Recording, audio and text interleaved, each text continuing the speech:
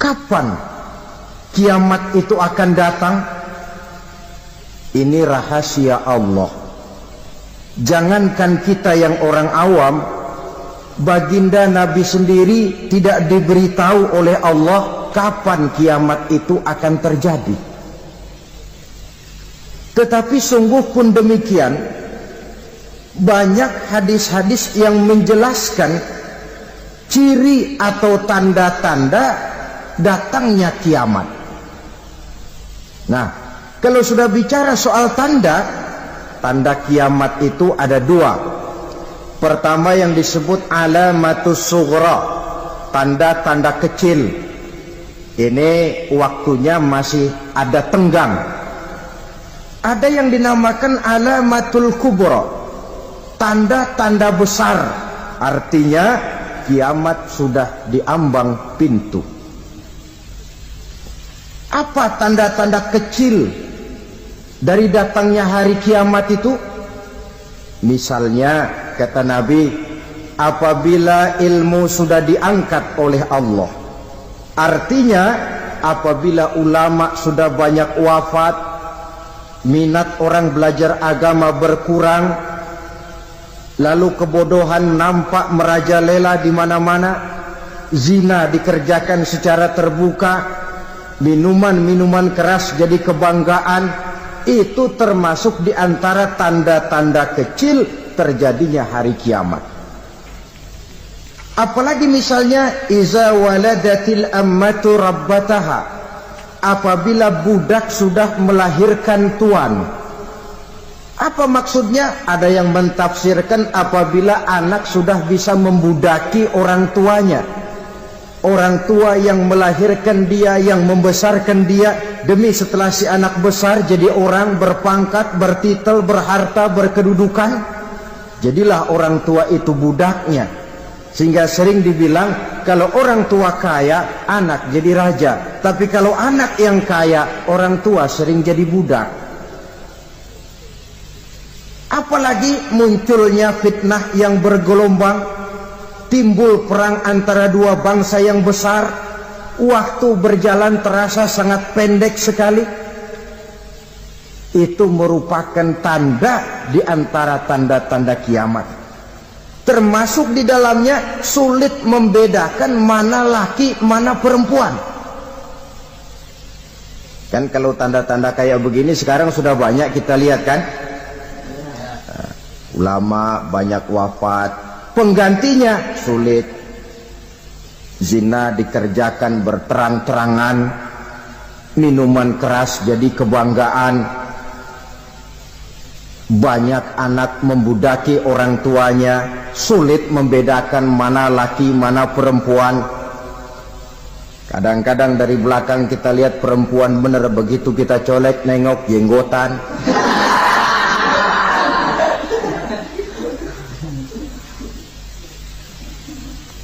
Ini termasuk tanda-tanda kecil, masih ada tenggang sampai akan terjadinya kiamat itu. Nah, yang dimaksud dengan tanda-tanda besar, ini tanda besar artinya kiamat sudah diambang pintu. Pertama, matahari terbit dari sebelah barat. Apabila matahari sudah terbit dari arah sebelah barat, tertutuplah sudah pintu taubat. Bersabda Nabi kita, la taqumus sa'atu hatta tatlu'a syamsu min maghribiha. Tidak akan datang hari kiamat sampai matahari terbit dari arah sebelah barat. Fa iza tala'at, manakala matahari telah terbit dari arah sebelah barat, wara'ahan nasu, manusia banyak menyaksikan itu, amanu ajma'un, mereka pun lalu beriman. Yang tadinya kafir, yang tadinya ingkar, yang tadinya membangkang, setelah melihat matahari terbit dari sebelah barat, buru-buru beriman, berlomba-lomba mengucap dua kalimat syahadat. Tapi apa yang terjadi? Kata Nabi, wadzalika hina la yanfa'u nafsan imanuha lam takun amanat min qabl. Hari itu adalah hari yang iman sudah tidak berguna lagi bagi seseorang apabila sebelumnya memang dia tidak pernah beriman. Au kasabat fi imaniha khaira, atau beriman tetapi tidak pernah melakukan kebajikan di dalam keimanannya itu. Hari yang sudah kasib, hari yang sudah terlambat, beriman tidak akan ada gunanya lagi. Ini pelajaran buat kita. Sebelum sang surya terbit dari sebelah barat, sebelum nafas sampai di tenggorokan, artinya pintu taubat masih terbuka. Kalau dua hal itu sudah terwujud, nafas sudah sampai di kerongkongan atau matahari sudah terbit dari arah sebelah barat, tertutuplah sudah pintu taubat. Tak ada lagi gunanya pangkat, jabatan, harta, bahkan beriman pun dalam suasana macam itu. Too late, kata orang Kulon. Sudah terlambat. Matahari terbit dari arah sebelah barat. Itu tanda besar, artinya kiamat sudah di ambang pintu. Lalu apalagi tanda besar? Munculnya Dajjal. Dajjal artinya pendusta-pendusta yang menyesatkan manusia. Ada dua macam Dajjal, saudara. Ada Dajjal kecil, ini Dajjal kelas teri. Kalau ini sejak zaman Rasulullah sudah ada itu. Tiap zaman ada. Di zaman Rasulullah misalnya ada yang bernama Aswad al-Unsi dari Yaman. Ada yang namanya Musailamah al-Kazzab dari Yamama. Ada yang namanya Ibnu Sayyad dari Madinah. Ini Dajjal di zaman Rasul. Musailamatul Kazzab memproklamirkan diri jadi nabi dia. Di zaman Rasul masih hidup. Ini Dajjal zaman Nabi. Di zaman sahabat muncul Dajjal. Di zaman kita sekarang ini Dajjal pun gentayangan. Dajjal kelas teri. Kerjanya mendustakan manusia, menyesatkan manusia, memalingkan manusia dari jalan yang benar dan diridhoi oleh Allah Subhanahu wa taala. Adapun yang merupakan tanda besar dari datangnya kiamat, Dajjal kelas kakap. Pembohong-pembohong besar yang menyesatkan masyarakat manusia berpaling dari jalan Allah mengikuti jalan mereka. Apa sih ciri Dajjal itu? Kata Nabi dalam hadis Bukhari Muslim, "Inna Dajjala", sesungguhnya yang namanya Dajjal itu yakhruju, satu saat akan muncul mendekati hari kiamat. Wa inna ma'ahu ma'an, si Dajjal ini membawa air. Wa naran, dan juga membawa api. Dua simbol. Di tangan yang satu dia bawa air, di tangan yang satu dia bawa api. Wa ammal ladzi yarahu an-nasu ma'an fanarun, adapun yang orang banyak lihat air, hakikatnya adalah api. Yang dilihat api, hakikatnya adalah air. Oleh sebab itu, kalau api yang ditawarkan, ambillah air. Kalau air yang ditawarkan, pilihlah api. Maksudnya apa ini? Ini bahasa simbol, saudara-saudara.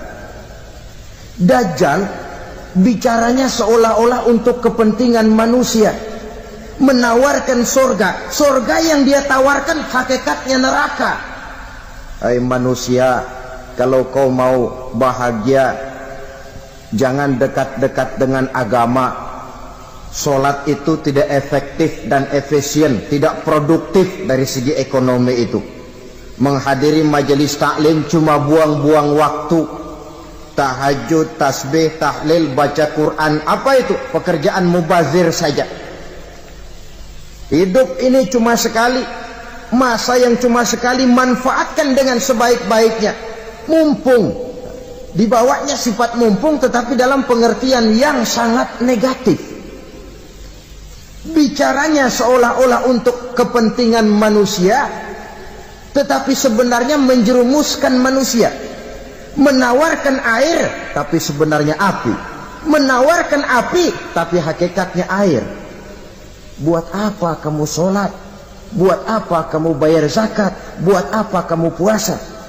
Surga yang dicanangkan Dajjal hakikatnya neraka. Neraka yang digambarkan Dajjal pada dasarnya adalah surga. Jadi memutarbalikkan fakta itu kerjaan Dajjal. Yang hak jadi batil, yang batil dibilang hak, yang benar jadi salah, yang salah malah jadi benar. Tuntunan disuruh jadi tontonan, tontonan malah menjadi tuntunan. Itu pekerjaan Dajjal profesinya. Zamannya Nabi Adam, Dajjalnya kan iblis. Betul? Betul. Apa sih gang kerayuan iblis itu? Allah setelah menciptakan Nabi Adam kan bilang, Adam, kau dan istrimu Hawa tinggal di surga ini. Seluruh fasilitas yang ada di surga persilahkan kau nikmati. Satu yang tidak boleh, jangan coba-coba dekati pohon khuldi. Dekat saja jangan, apalagi sampai memetiknya. Datang Dajjal yang namanya iblis ini. Adam, kamu tahu nggak kenapa tidak boleh makan buah khuldi? Ya nggak tahu, pokoknya saya dilarang. Bodoh kamu Dam. Khuldun artinya kekal. Kalau kamu makan itu buah, kau akan kekal di surga buat selamanya. Allah tidak kepengen, maka dilarang kamu makan buah khuldi. Kalau kau ingin kekal di surga Adam, makan saja. Saya bicara begini ini untuk kepentingan kamu Adam. Ini kan ciri-ciri Dajjal. Bicaranya sih seolah-olah untuk kepentingan Nabi Adam, hakikat sebenarnya menjerumuskan Nabi Adam supaya ingkar dan melanggar larangan dari Allah Subhanahu wa ta'ala. Jadi setelah muncul Dajjal, timbul kekacauan-kekacauan di masyarakat. Banyak yang terpengaruh, terpedaya dan terpesona. Termasuk mereka yang memproklamirkan diri jadi nabi. Mereka yang memproklamirkan diri jadi rasul di zaman sesudah Rasulullah wafat, itu adalah Dajjal-Dajjal. Maka saya ingatkan, kalau di zaman kita sekarang ini ada orang ngaku jadi nabi, ada orang ngaku jadi rasul, biar bahasa Arabnya kental, Quran hafal, hadis ribuan hadis hafal, biar pakai serban sampai menyengser ke tanah, bahasa Arabnya fasih, tapi dia mengaku jadi nabi, jadi rasul, kita umat Islam wajib tidak percaya. Wajib untuk tidak percaya. Itulah Dajjal-Dajjal zaman kita sekarang ini. Tidak mustahil mereka datang mempengaruhi orang-orang awam supaya berpaling dari Rasulullah, mengikuti mereka. Nah, di akhir zaman nanti, mendekati hari kiamat, Dajjal ini muncul. Dajjal kelas kakap, menyesatkan masyarakat manusia untuk berpaling dari Islam, mengikuti seruan mereka. Apalagi di antara datangnya kiamat itu, tanda yang besar itu, turunnya Nabiullah Isa Al-Masih, putra Maryam.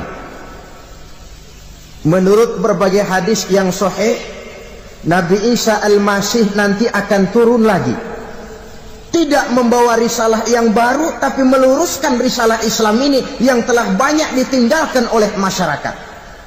Bahkan ada hadis menjelaskan beliau akan membunuh Nabi, mematahkan kayu-kayu salib, lalu melaksanakan haji dan umrah mengikuti syariat Nabi Muhammad, bukan membawa agama baru. Menjadi semacam mujaddid, reformer, menyelamatkan manusia dari bisikan Dajjal. Bahkan ada riwayat yang menjelaskan bahwa Nabi Isa berhasil mengalahkan Dajjal, mengembalikan masyarakat manusia kembali kepada ajaran Islam yang datang dari Allah dibawa oleh Rasulullah sallallahu alaihi wasallam. Dengan kata lain, turunnya Nabi Isa bukan sebagai nabi dan rasul baru, tetapi mengikuti syariat Nabi kita Muhammad sallallahu alaihi wasallam. Saudara hadirin, ibu-ibu hadirat yang saya hormati, kemudian apalagi di antara tanda-tanda besar akan datangnya kiamat itu? Keluarnya asap atau awan. Kata Nabi, inna min asrati sa'ah dukhanan yamla'u ma bainal masyriqi wal maghrib. Di antara tanda-tanda kiamat, munculnya awan atau asap yang memenuhi antara langit dan bumi. Ini pun diperkuat dalam surah Ad-Dukhan ayat 10. Fartaqib yauma ta'tis sama' bidukhanin mubin fayughshan nas hadza azabun alim. Bagi orang-orang yang beriman, mereka biasa-biasa saja. Tapi bagi orang kufur, datangnya asap dan awan ini merupakan azab yang kelewat pedih. Barangkali sedikit mendekati gambaran tentang azab yang pedih ini, saya ingatkan alam pikiran kita kepada peristiwa yang belum lama terjadi. Pernah dengar berita bocornya reaktor nuklir di Chernobyl, Uni Soviet? Pernah dengar? Nah. Bocornya reaktor nuklir di Chernobyl yang mengakibatkan ratusan bahkan sangat mungkin ribuan nyawa. Cuma satu reaktor. Bagaimana kalau seluruh cadangan nuklir yang dimiliki oleh para negara adik kuasa ini diledakkan? Bahkan yang konon menurut catatan, cadangan nuklir yang dimiliki bersama oleh Amerika dan Rusia sekarang ini sudah sanggup memusnahkan 6 miliar manusia. 1,5 kali lebih banyak dari jumlah manusia yang nongkrong di permukaan bumi ini. Saudara-saudara hadirin yang saya hormati, lalu saat mendekati hari kiamat, apalagi tandanya? Setelah Nabi Isa wafat, pada saat turunnya yang kedua kali, lalu Allah meniupkan angin sejuk. Semua orang-orang beriman, orang-orang baik wafat, sehingga penghuni bumi ini cuma tinggal lagi terdiri dari orang-orang kafir. Tidak ada lagi di bumi ini yang bisa mengucapkan Allah. Sehingga dalam hadis qudsi itu ada keterangan, innallaha azza wa jalla yaqulu li Israfil. Allah pernah pesan kepada malaikat Israfil, kata Allah, Israfil, iza sami'ta qailan yaqul Allah Allah fa akhirin nafah 40 sanatan ikraman liqailiha. Hai Israfil, apabila kau dengar di permukaan bumi masih banyak orang yang mengucapkan Allah Allah, maka tunda sangkakala kiamat itu 40 tahun. Untuk apa? Ikraman liqailiha, menghormati orang yang mengucapkan Allah Allah itu. Wah, jadi karena sekarang masih banyak yang mengucapkan Allah, besar hatilah kita, masih jauh kiamat itu. Tapi jangan lupa, kiamat pribadi, kiamat kecil itu yang nggak kita sangka-sangka. Ajal datang mencabut nyawa, itu kiamat pribadi, dan itu yang pasti kita hadapi, dan itu yang membuat kita tidak boleh bersikap main-main di dalam kehidupan sekarang ini. Saudara hadirin yang saya hormati, tidak ada lagi orang-orang muslim. Seluruh penduduk dunia ini kafir. Lalu terciptalah struktur sosial yang berlandaskan prinsip hidup semau gue. Bakal terjadilah prinsip di mana yang kaya menyantap yang miskin, yang kuat menindas yang lemah. Hidup sudah bagaikan di rimba belantara, berlaku hukum rimba. Siapa yang kuat dia yang menang, siapa yang lemah menjadi mangsa. timbul kekacauan, maksiat merajalela, munkarat menjadi-jadi, sehingga isi bumi ini penuh dengan segala macam perbuatan dosa. Tidak ada perlunya lagi alam diperpanjang temponya. Datang saat yang sudah dijanjikan oleh Allah Azza wa Jalla, maka terjadilah yang disebut kiamat kubra, kiamat besar, kiamat hancur-hancuran. Bagaimana kejadian ini dimulai?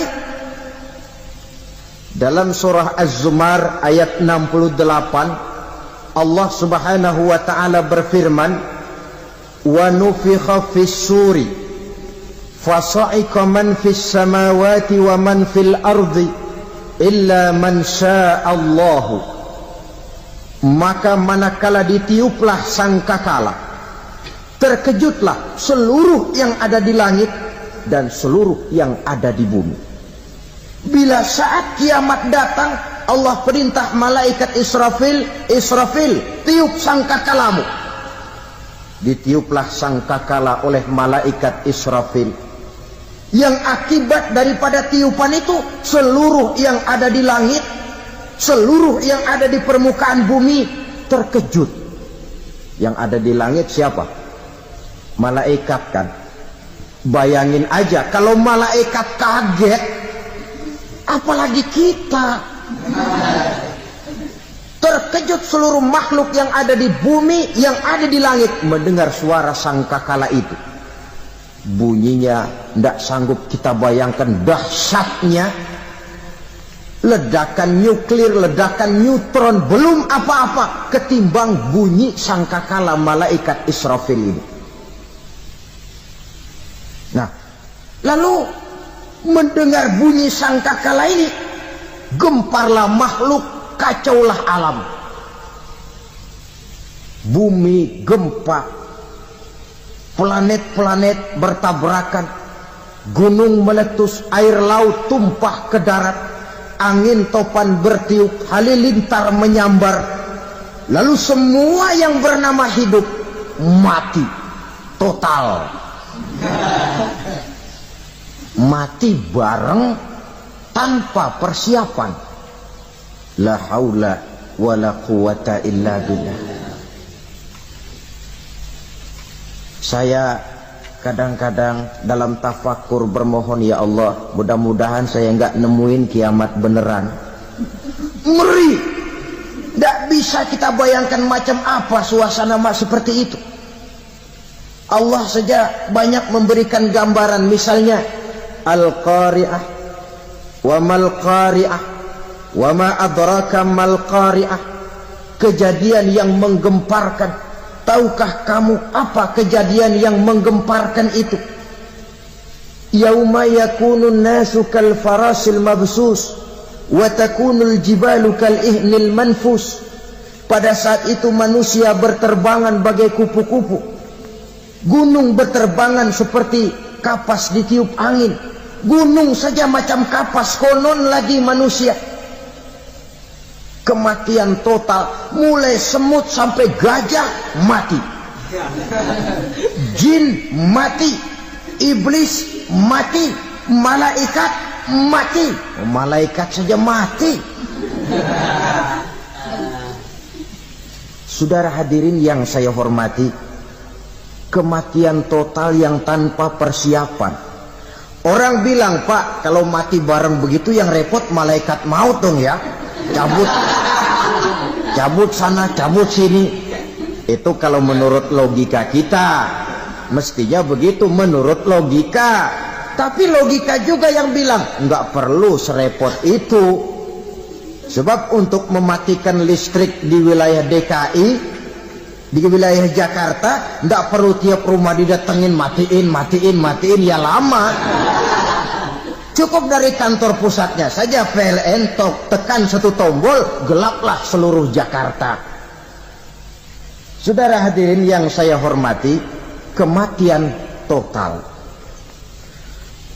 Lalu setelah kematian total, planet-planet juga mati, dalam arti tidak bergerak dan beredar. Angin mati, dalam arti tidak bertiup. air mati, dalam arti tidak ada riak gelombang, pokoknya semua mati. Kullu nafsin za'iqatul maut, semua yang bernafas mati. Dalam ayat lain, kullu man 'alaiha fan, semua yang ada di permukaan bumi fana, yang kekal cuma Allah subhanahu wa ta'ala. Yang paling belakang mati malaikat maut dan malaikat Israfil, tapi mati juga sesuai dengan janji Allah. Menurut hadis Bukhari Muslim dari Abi Hurairah, masa tenggang waktu antara kematian total pada tiupan sangkakala pertama dengan proses kebangkitan pada tiupan sangkakala kedua 40 lamanya. Tidak dijelaskan oleh Abi Hurairah 40 jam, apa 40 hari, apa 40 tahun. Hadis-hadis cuma menyebutkan 40 saja. Sunyi alam, yang tinggal cuma Allah saja lagi. Ketika itu Allah berseru-seru, katanya, limanil mulkul yauma, siapa para penguasa hari ini? Mana itu raja-raja dan penguasa yang dulu mengaku jadi Tuhan? Fir'aun, mana Fir'aun sekarang? Yang dulu jadi raja, merasa berhasil, sombong, lalu tidak mau turun-turun dari kekuasaannya, sampai kepada puncak kekurang ajarannya mengangkat diri jadi Tuhan. Mana itu Fir'aun? Namrus, mana sekarang Namrus? La ilaha illa ana, ternyata tidak ada Tuhan lain selain daripada aku, kata Allah. Proses kemudian, saudara-saudara, turunlah hujan dari langit. 40 lamanya hujan itu. Tidak jelas juga 40 jam apa 40 hari. Setelah air turun membasahi, datanglah tiupan sangkakala yang kedua. Semua yang bernama mati bangkit dari kuburnya masing-masing. Ini yang disebut Yaumul Ba'thi, hari kebangkitan. Allahu Akbar. Pada saat kita bangkit dari kubur kita masing-masing, kumpul di padang mahsyar namanya. Bayangin aja, saya sendiri nggak sanggup bayangin. Manusia sejak zaman Adam sampai zaman kiamat kumpul bareng di tempat sama. Berapa banyaknya itu?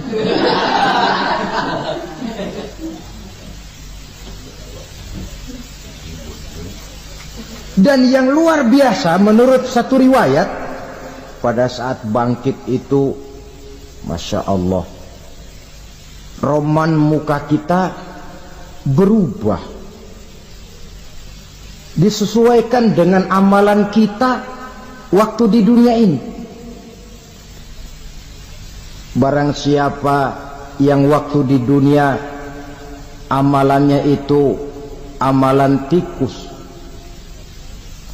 di akhirat nanti dia bangkit dari kubur, mukanya seperti muka tikus. Gagah betul badannya, tapi mukanya seperti tikus. Kenapa? Amalannya waktu di dunia seperti amalan tikus. Apa amalan tikus itu? Suka ngegeragoti barang yang sudah disimpan rapi-rapi. Orang sudah simpan uang rapi-rapi, simpan perhiasan rapi-rapi, digeragoti oleh tikus. Maling-maling, pencoleng-pencoleng, koruptor-koruptor, itu nanti di akhirat nanti kita lihat mukanya seperti muka tikus.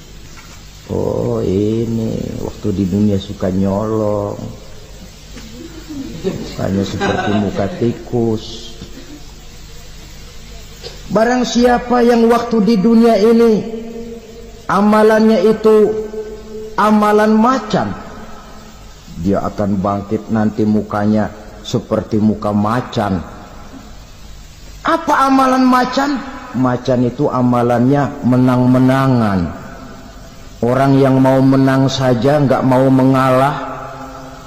Coba lihat di hutan. Kenal hutan nggak? Di hutan, raja hutan di mana-mana pasti macan. Betul kan? Betul. Padahal hutan belum pernah bikin pemilihan umum.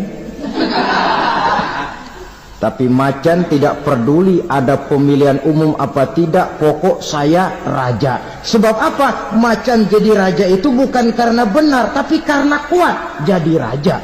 Setelah dia jadi raja, rakyat hutan yang mesti dilindungi malah dimakan oleh raja macan. Kambing rakyat hutan dimakan oleh macan. Ayam rakyat hutan dimakan oleh macan. Itu nanti kita lihat di akhirat itu mukanya seperti muka macan, gagah betul. Lalu barang siapa yang di dunia ini amalannya itu seperti amalan anjing, nanti dia punya muka seperti muka anjing. Apa amalan anjing? Pertama, anjing itu kalau disuruh jaga rumah, dia tidak bisa membedakan mana maling, mana tamu. Biar yang datang maling, kalau bawa tulang, anjing kalem. Yang kedua, anjing itu akan setia kepada siapa saja yang memberinya roti. Siapa yang memberinya roti, itulah majikannya. Apa kata majikannya, pasti dia laksanakan. Soal benar atau salah, dia tidak peduli. Setelah anjing dapat roti, dia tidak punya pilihan lain kecuali bilang, abdi mah kumaha juragan wae ayeuna mah.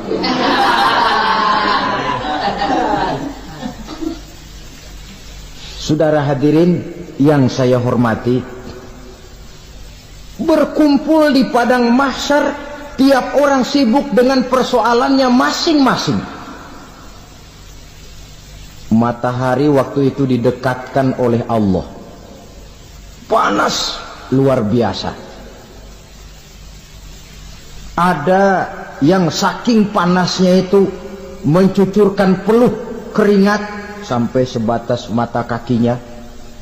Ada yang keringatnya sampai sedengkulnya, ada yang keringatnya sampai sepusatnya, ada yang keringatnya mengalir sampai sebahunya. Ada yang kelelap oleh keringatnya sendiri, sementara orang di sampingnya nggak apa-apa.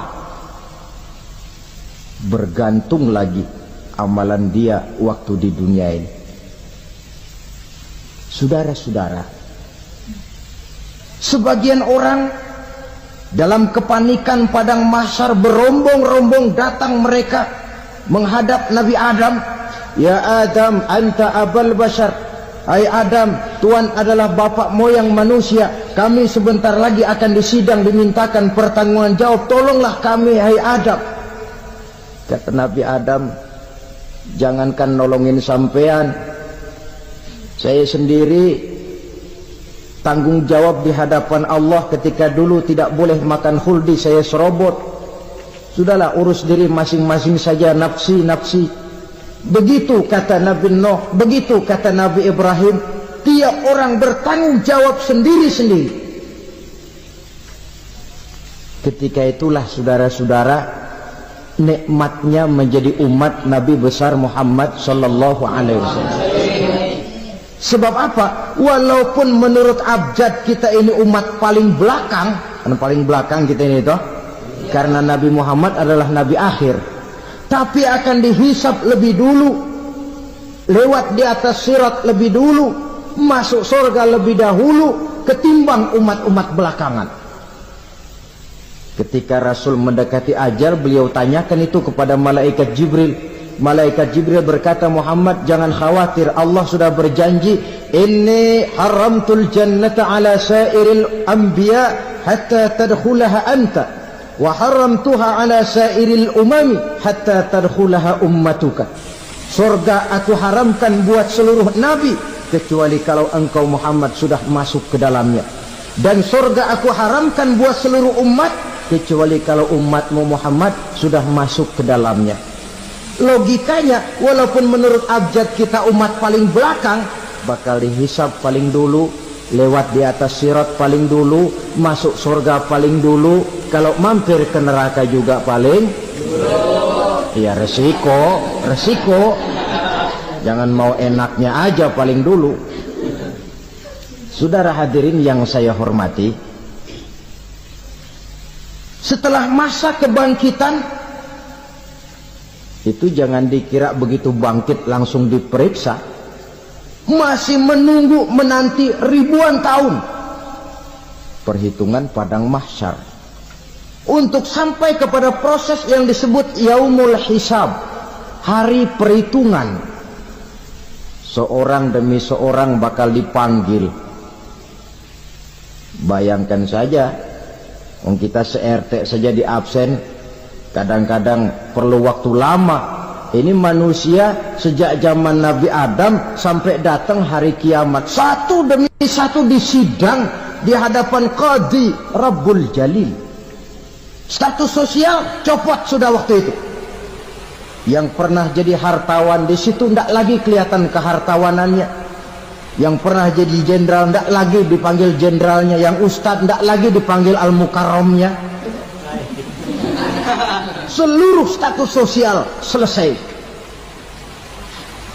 Dipanggillah kita seorang demi seorang menghadap Qadhi Rabbul Jalil.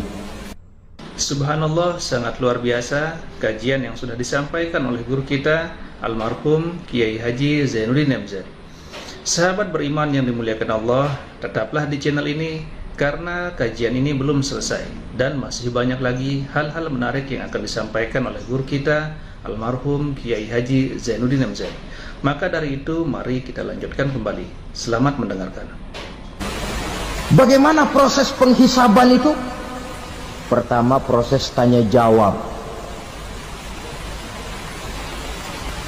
Di antaranya ada hadis menyatakan lan tazula qadama 'abdin yaumal qiyamah hatta yus'ala an arba'i khisalin.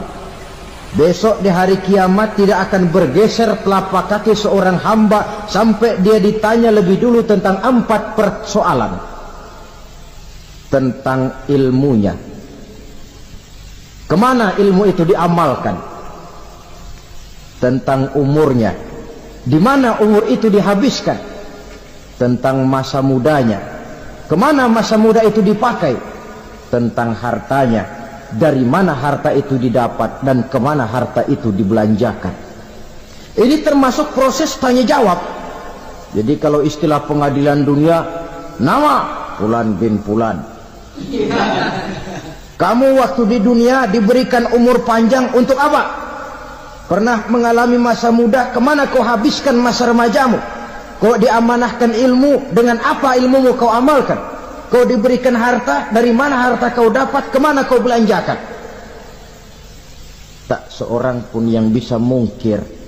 Sebab apa? Dikala itu yang menjadi saksi bukan orang. Yang menjadi saksi adalah seluruh anggota badan kita.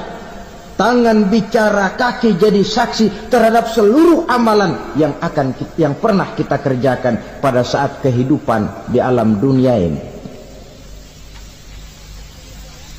Selesai proses tanya jawab, lalu diperlihatkan buku catatan kita waktu hidup di dunia ini. Jangan lupa Allah itu menyiapkan 2 superkomputer kepada kita. Sebelah ditempelin sebelah kanan, yang sebelah tempelin di sebelah kiri. Komputer itu namanya Raqib dan Atid. 2 malaikat yang apabila baik kita lakukan, refleks saja akan menulis kebajikan kita. Jahat kita kerjakan akan tertulis. Catatan itu nanti diperlihatkan kepada kita. Waduh, alangkah malunya pada saat diperlihatkan catatan kita, buku rapot kita merah melulu. Barangkali diperiksa sambil diomelin, brengsek lo. Buku merah melulu begini, bagaimana waktu hidup di dunia? Tidak cukup diperlihatkan buku catatan kehidupan, rekaman kehidupan. Rekaman kehidupan kita secara utuh sejak terlahir sampai ajal datang merenggut nyawa. Barangkali mirip dengan video sekarang ini, di mana terekam dengan baik seluruh kegiatan kita sejak yang sekecil-kecilnya sampai kepada yang sebesar-besarnya. Untuk kemudian kita pun menerima balasan. In khairan fa khairun wa in syarran fa syarrun. Kalau baik ya baik balasannya, kalau jahat ya jahat juga balasannya. Catatan-catatan kita diberikan. Kalau banyak kebajikannya diberikan di tangan kanan dengan cara yang halus.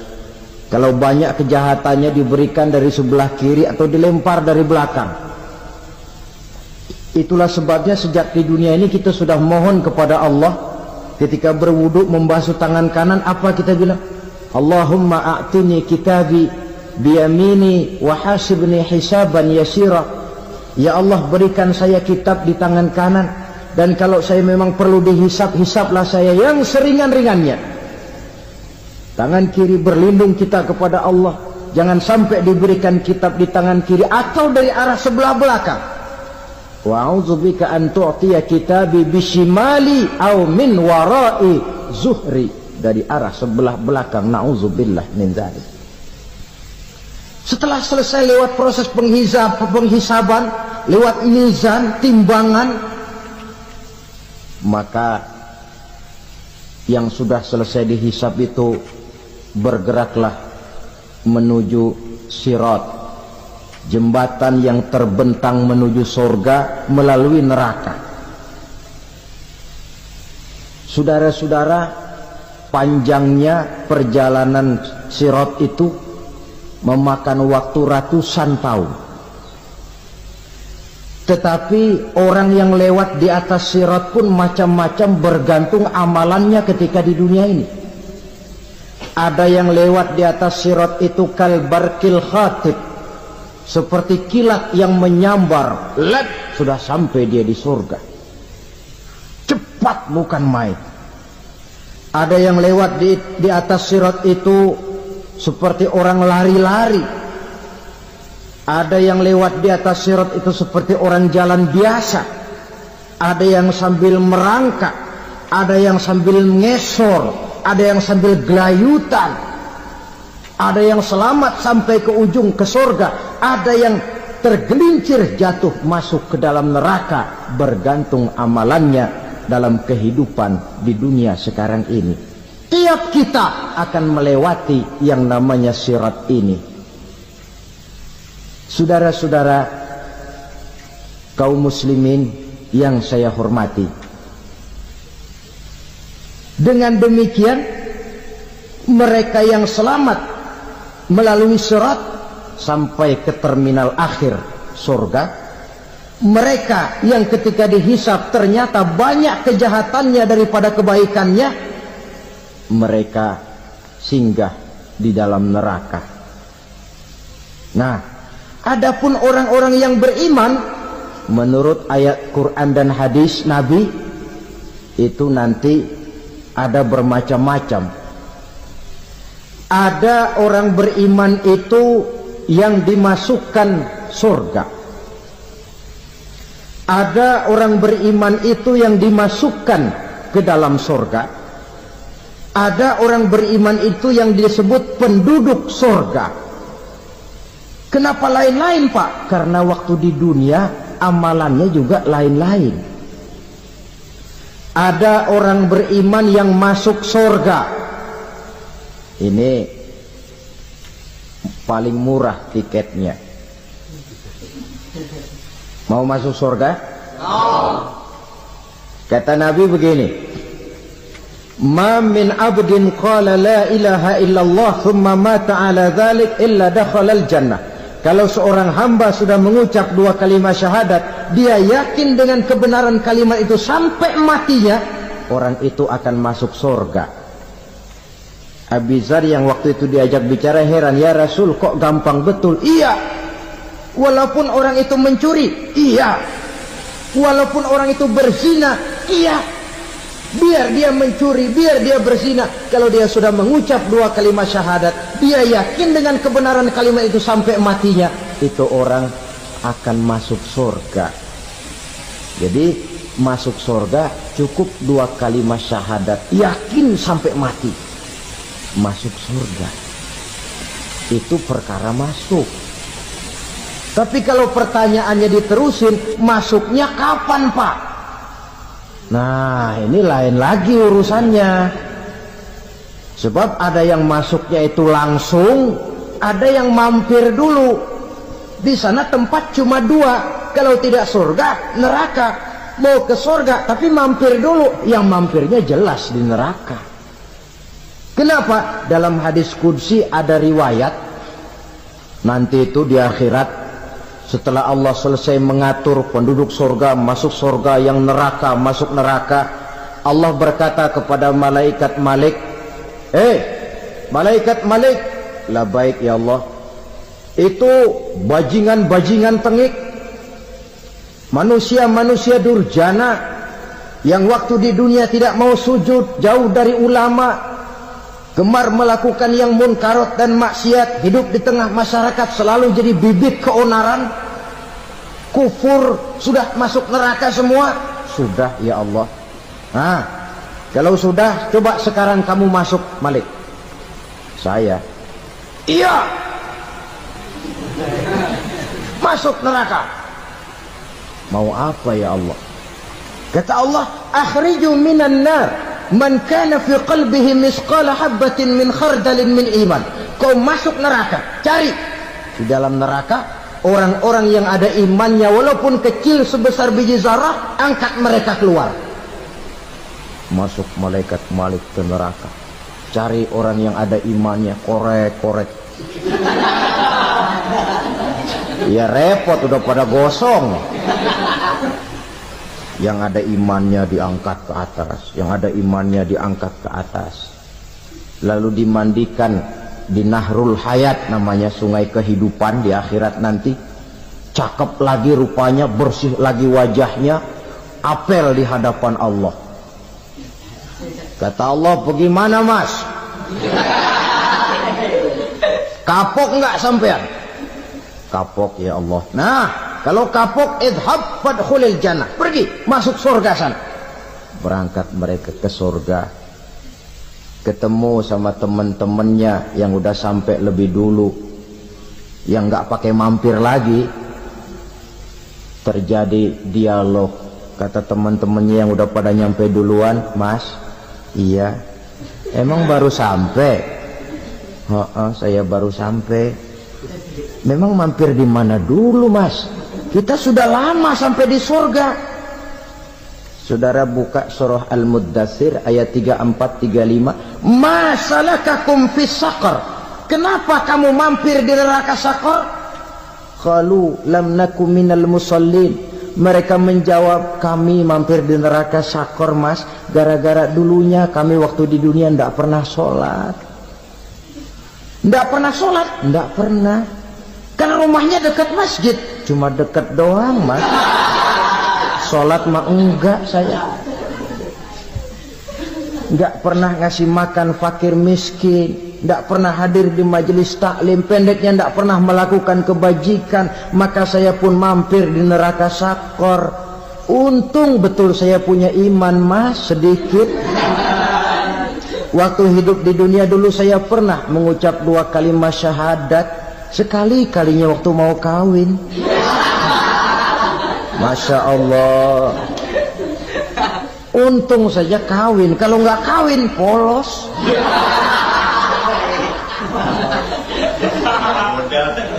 Itu juga pengulu sudah setengah mati ngajarin. Asyhadu alla, asyaduaan, asyaduaan.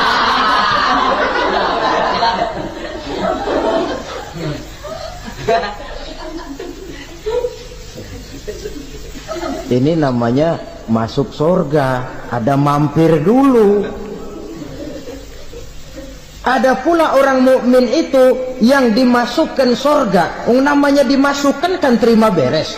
Saya masuk ke rumah, jalan sendiri, cari tempat sendiri. Saya dimasukkan ke dalam rumah, terima beres, pokok ada di dalam, itu dimasukkan namanya. Nggak pakai mampir.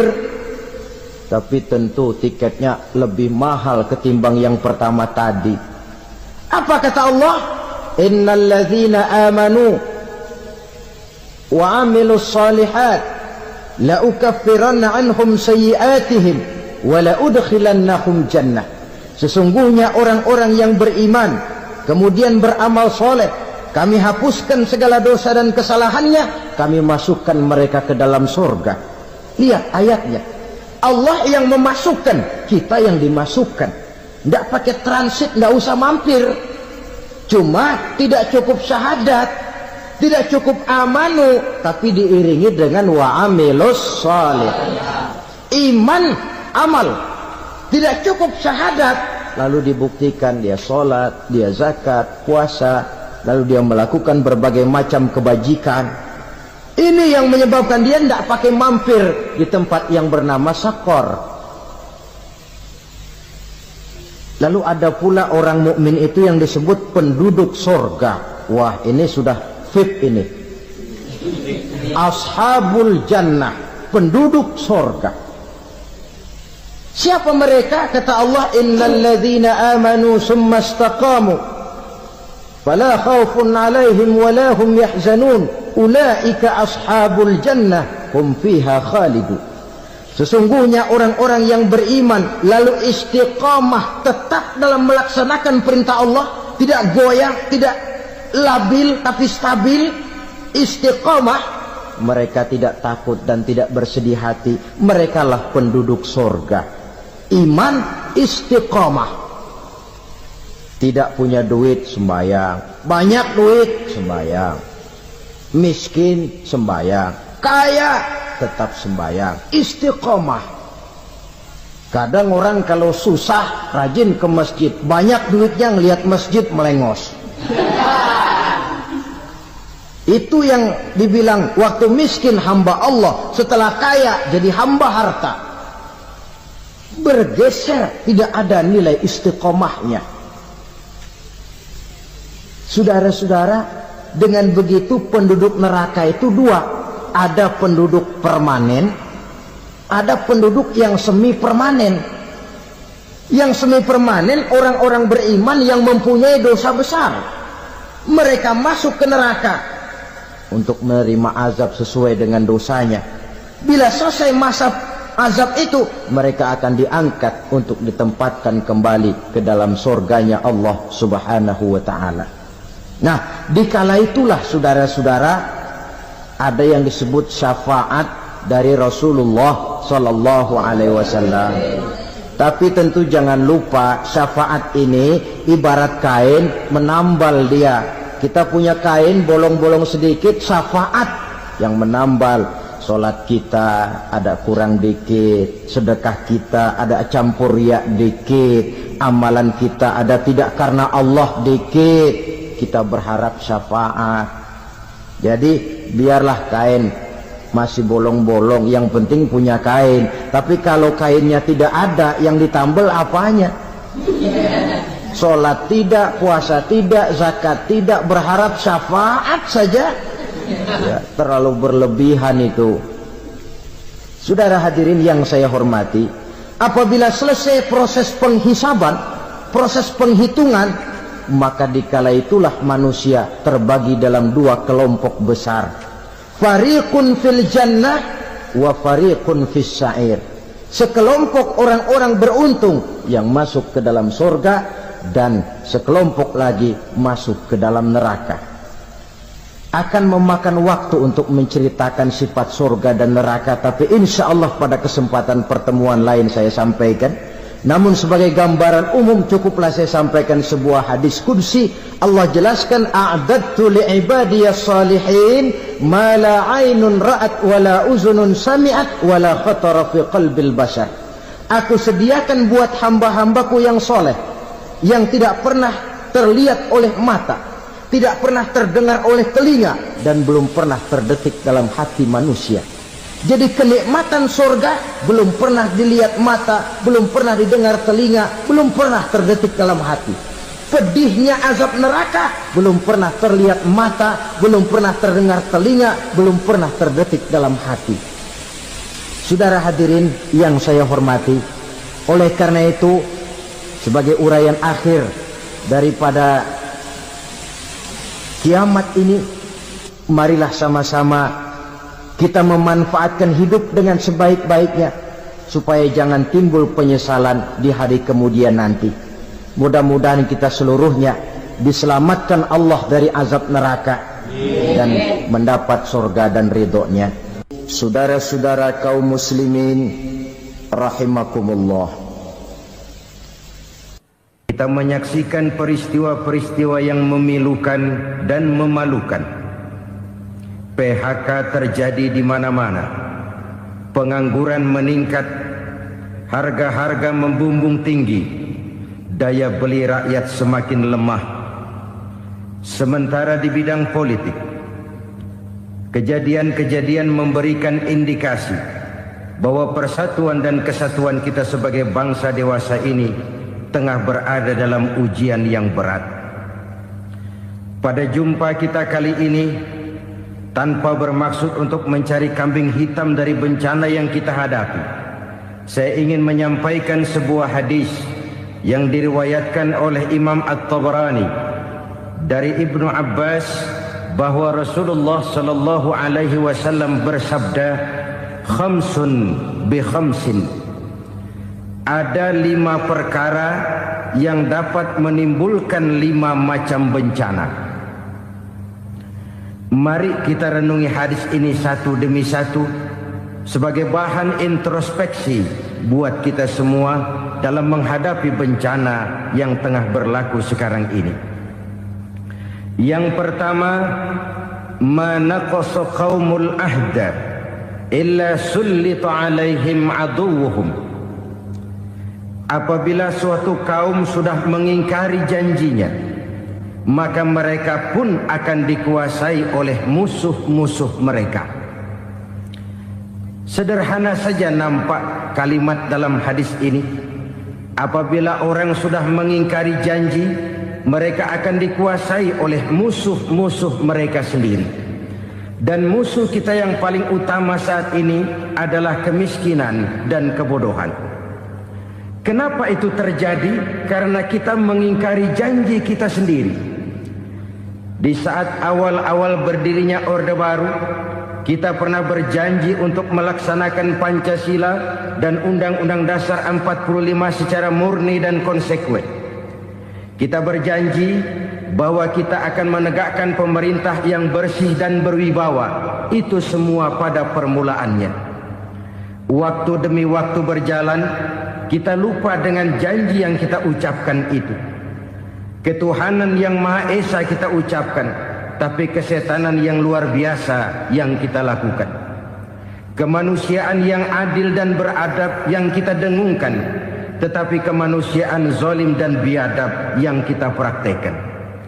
Sederhana saja saudara, hampir setiap pejabat pada posisi-posisi kunci, di awal-awal ia memangku jabatan itu, biasanya ia mengucapkan sumpah dengan lafaz demi Allah bahwa dalam melaksanakan jabatan ini saya tidak akan menerima hadiah atau pemberian dalam bentuk apapun. Itu pada permulaannya. Lama-lama rupanya hadiah itu asik juga, mulai diterima. Lama-lama dirasa kurang, mulai menagih. Dan akhirnya terjadilah praktek yang disebut suap menyuap, semir menyemir, dan lain sebagainya. Kalau ini sudah menjadi kenyataan, bagaimana kita mau menegakkan pemerintah yang bersih dan berwibawa? Undang-Undang Dasar 45 menyatakan bahwa bumi, air, dan seluruh kekayaan negara dikelola oleh negara bagi sebesar-besar kemakmuran rakyat. Yang terjadi adalah bahwa kita merasa mewakili rakyat untuk menikmati harta dan kekayaan negara, sehingga rakyat banyak tidak bisa ikut menikmatinya. Menumpuklah harta itu sehingga terjadilah pepatah, gunung ditimbun, sumur digali. Yang kaya semakin kaya, yang miskin semakin terpuruk. Kita ingkar dengan janji yang kita ucapkan di awal-awal kita bergerak. Kita ingkar dengan janji pada saat kita mengatakannya dengan menyebut nama Allah, dengan mempertaruhkan nama Tuhan. Sehingga pada akhirnya jabatan pun mengalami tender. Sudah menjadi rahasia umum. Orang mau jadi lurah mesti mengeluarkan uang. Mau jadi camat mesti mengeluarkan uang. Mau jadi wali kota, bupati, bahkan gubernur, itu ada pasarannya. Secara logika, kalau orang memperoleh satu jabatan karena banyak mengeluarkan uang, tentu pada saat ia mengeluarkan uang, ia sudah punya pemikiran, modal pasti pulang, modal pasti kembali. Kalau orang memperoleh suatu jabatan karena banyak mengeluarkan uang, maka langkah pertama yang dia lakukan setelah memangku jabatan itu ialah bagaimana uang bisa kembali, bagaimana modal bisa pulang. Kalau modal sudah pulang, pikiran berikutnya bagaimana supaya dapat untung. Lalu kapan mau bekerja untuk kepentingan rakyat? Itu nomor 18. Kemudian kalau ada proyek-proyek besar, pertanyaannya ialah bukan apakah proyek ini bermanfaat bagi rakyat, apakah proyek ini layak untuk diteruskan, tetapi yang jadi pertanyaan paling utama ialah bagian saya berapa duit dari proyek ini. Kita bisa lihat proyek, mega proyek lahan 1 juta hektar di Kalimantan Tengah, triliunan rupiah, dan proyek itu gagal. SD Impres bulan ini diresmikan, bulan depan retak. Jembatan-jembatan bulan ini gunting pita, bulan depan runtuh. Kita ingkar dengan janji. Kita berkata kita bekerja untuk kepentingan rakyat, tapi kita tidak pernah mengenal rakyat itu.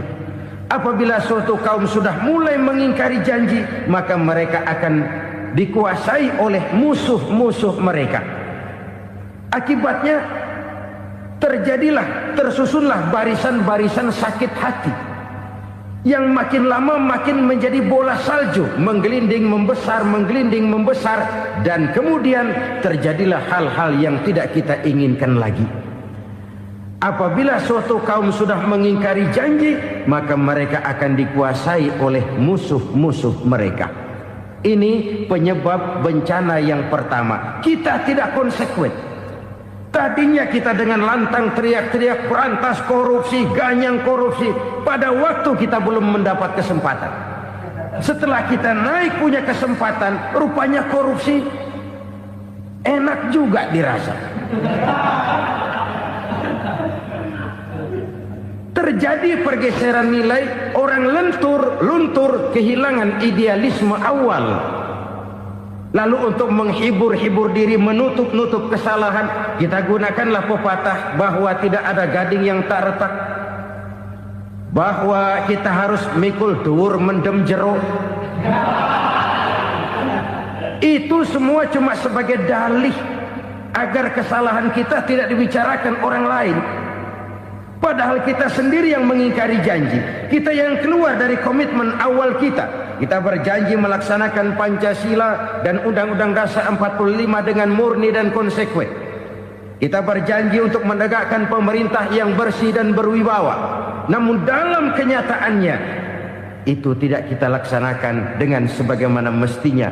Kita bergeser, kita mengalami proses degradasi, peluncuran nilai, dan akhirnya terbentuklah barisan-barisan sakit hati yang semakin lama semakin membesar itu. Kita harus introspeksi. Memang kalau zaman sedang susah, biasanya kambing hitam laris, tukang kompor gentayangan.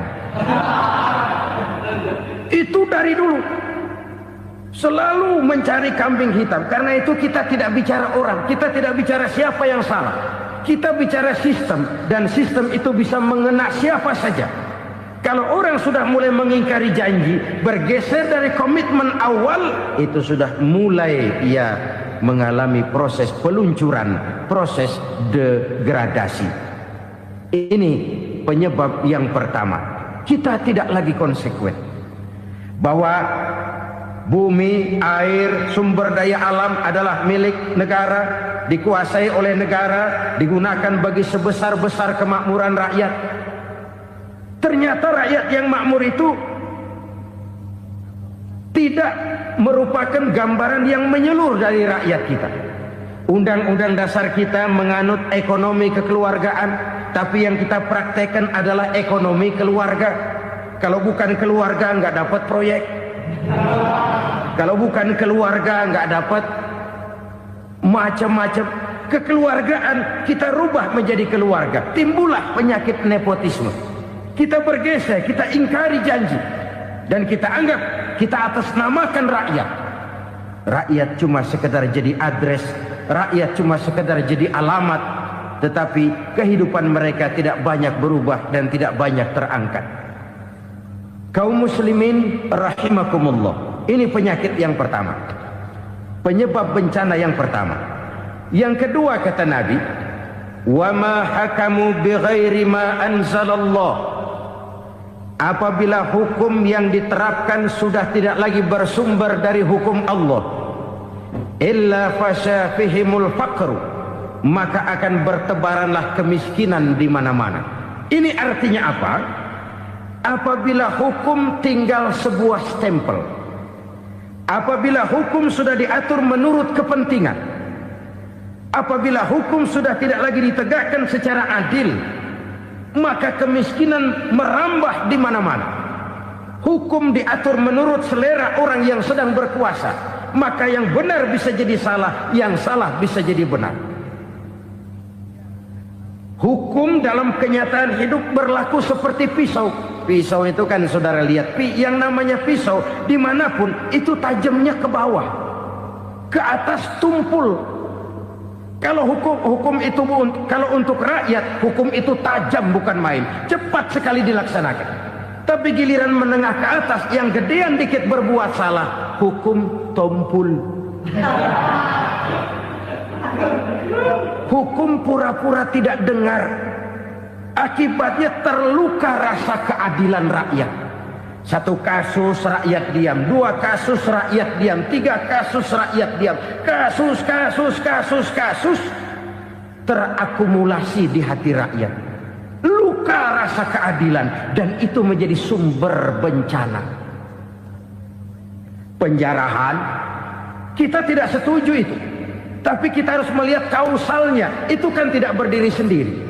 Itu kan karena terlukanya rasa keadilan rakyat. Melihat kesempatan ini tidak merata.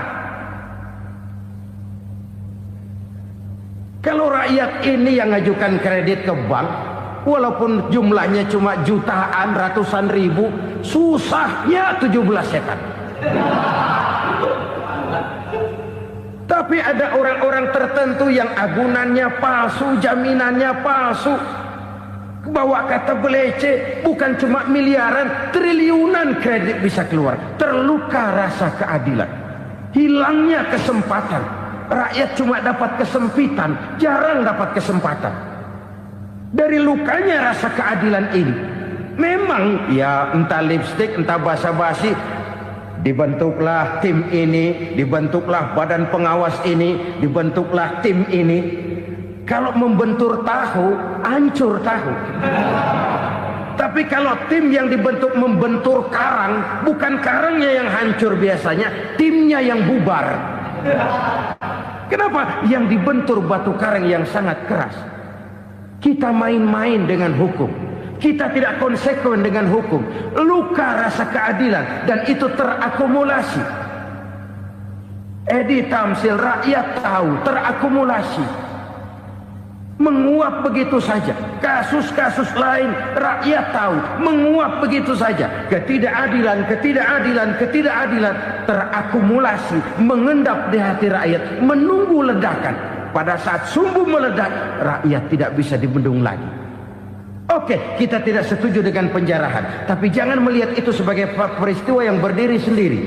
Kenapa itu terjadi? Kausalnya kenapa? Oke, kita tidak setuju memang, tapi yang dijarah oleh rakyat kan memang cuma untuk perut.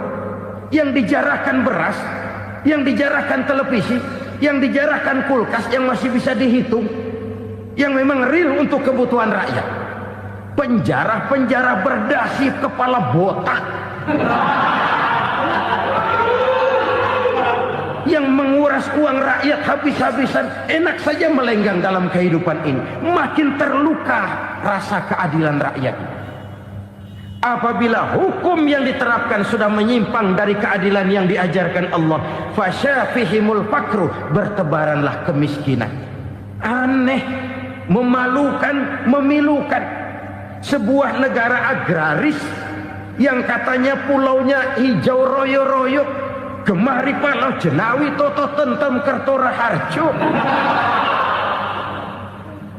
yang tahun 93 pernah mendapat penghargaan dari FAO, Badan Pangan Sedunia, sebagai negara yang berhasil dalam swasembada pangan. Sekarang ini kita terpaksa betul beli beras dari Vietnam, beli beras ke Kamboja, beli kedelai dari Kamboja. Kenapa? Lahan sawah kita habis ditanami pabrik. Teknologi kita, teknologi loncatan yang non-applied, tidak terpakai oleh kita. Lantas lahan yang tidak bisa kita tanami, kita paksakan lahan-lahan gambut menjadi tanah pertanian yang subur dengan biaya triliunan, dan kita gagal. Kita cari jarum dan kapak hilang. Kita mau jadi negara industri dengan loncatan teknologi yang maju, kita lupakan pola pijak kita sebagai negara agraris, dan akhirnya kita kecolongan. Lihatlah dewasa ini, rakyat kita antri sembako di mana-mana. Di sebuah negara agraris, ketidakadilan melahirkan kemiskinan, kemiskinan moral dan kemiskinan material. Kemiskinan moral, rakyat nggak percaya lagi sama pejabat. Rakyat mengalami krisis figur. Orang, alah lu ngomong dah main ember.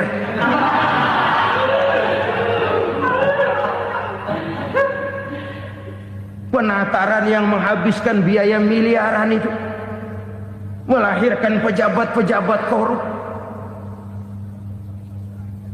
Pengawasan yang menghabiskan biaya miliaran itu ternyata impoten, mandul. Kemiskinan moral. Jujur saya berkata, saudara-saudara, setelah pintu reformasi dibuka, itu yang masuk memang macam-macam. Ada yang memang punya tujuan murni, konsekuen dan punya konsep.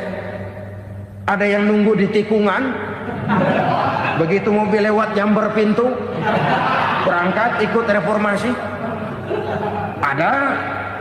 Ada yang memanfaatkan momentum, mumpung, untuk nyampein unek-unek, ngerti nggak, pokoknya ngomong.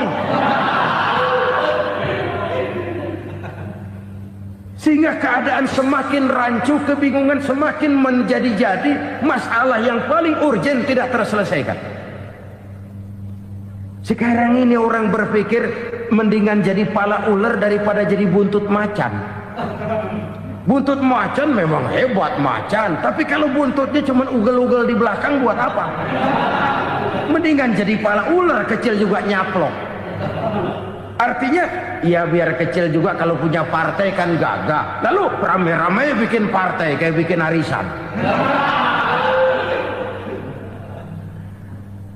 Orang makin mengalami dislokasi.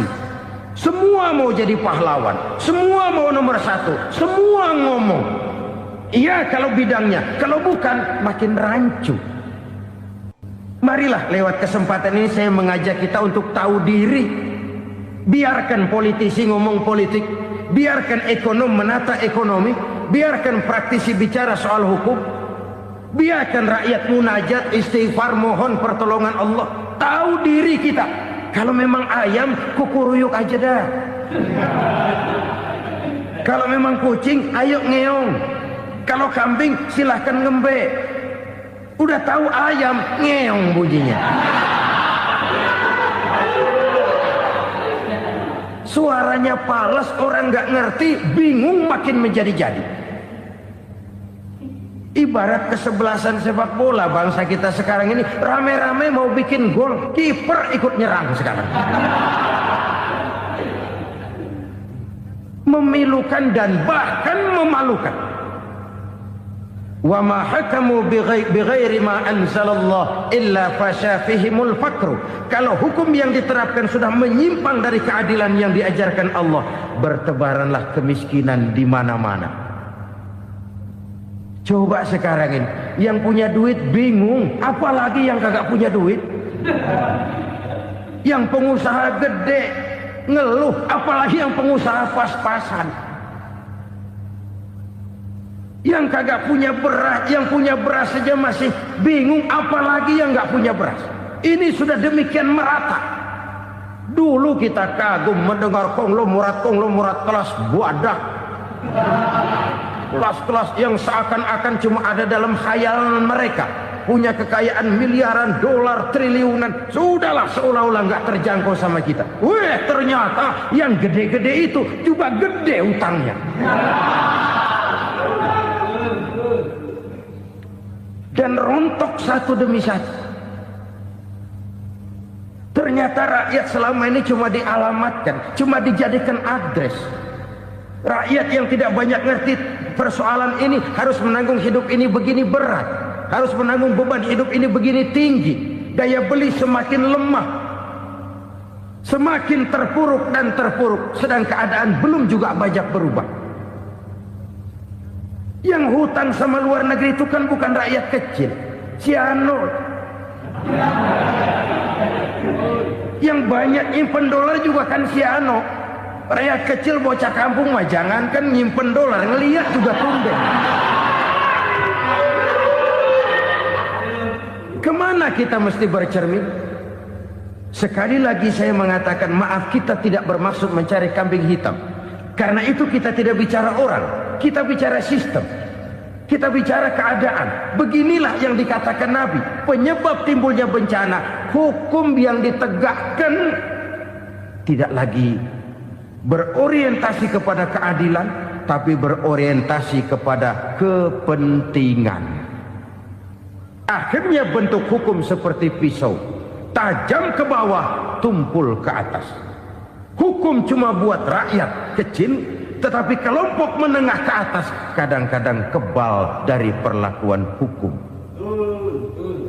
Maka bertebaranlah kemiskinan. Iya, kemiskinan moral berupa lukanya rasa keadilan. Kalau rasa keadilan terluka, orang kan nunggu kesempatan, saudara. Iya, dia nggak bisa ngomong, iya, dia nggak sanggup action, iya, dia nggak bisa tunjuk rasa, tapi hatinya kan, kapan ada kesempatan, kapan ada waktu, tunggu. Hatinya mesti begitu. Sehingga begitu ada kesempatan, terjadilah hal-hal yang tidak terhindarkan. Dan itu ekses, bukan reformasi. Jangan seperti sebuah dialog saya dengan seorang abang beca. Saya bertanya, bang, ya, abang tahu nggak reformasi? Tahu. Ustadz, apa? Pembakaran. Terus penjarahan. Lalu perkosaan. Itu reformasi. Itu yang saya lihat. Nah, itu yang dia lihat. Saya tentu tidak menyalahkan abang beca kita, karena memang itu yang dia lihat dan sejauh itu wawasannya. Tapi ini indikasi bahwa banyak rakyat kita yang belum bisa menggunakan kebebasan secara bertanggung jawab. Padahal kebebasan tanpa tanggung jawab tirani. Sebuah contoh gampang-gampangan. Saya beli radio, saya setel di kamar saya, lalu saya bilang, ini radio gue. Yang beli gue, pakai duit gue setel di kamar gue, sekeras-kerasnya, gak ada urusan sama orang lain. Itu kata saya. Tetapi tetangga saya sebelah rumah kan boleh juga ngomong begitu. Kata tetangga saya, ini mata gue, yang ngantuk gue tidur di kamar gue, kenapa suara radio lu nyampe kemari? Artinya apa ini? Kebebasan saya nyetel radio dibatasi oleh kebebasan tetangga saya yang mau tidur. Tidak ada kebebasan mutlak. Kebebasan mutlak tanpa tanggung jawab, kembali akan melahirkan tirani, kembali akan melahirkan pemaksaan kehendak. Dan itu lagi-lagi bukan demokrasi. Saudara-saudara kaum muslimin rahimakumullah, ini penyakit yang kedua, lukanya rasa keadilan, terutama di kalangan rakyat kecil. Itu mengendap menjadi akumulasi dan menunggu giliran kapan bisa dimuntahkan. Dengan kata lain, rakyatnya udah banyak banget makan yang perutnya jadi enak, nyelam. Kapan nunggu muntahnya? Udah begini banyak akumulasi yang mereka pendam di perut ini, sehingga ketika terjadi kesempatan itu sudah tidak terkendalikan lagi. Kita out of control. Saya tidak mentolerir sikap-sikap kekerasan. Bahkan saya lebih cenderung bahwa kalau di rumah kita banyak tikusnya saja racuni, jangan rumah dibakar. Bahwa ada korupsi, ya, ada kolusi, memang ada nepotisme, tentu. Tetapi tikusnya saja racuni, jangan rumah dibakar. Masa mau ngusir tikus bakar rumah? Tikusnya lari, tikusnya selamat, rumahnya ewes-ewes.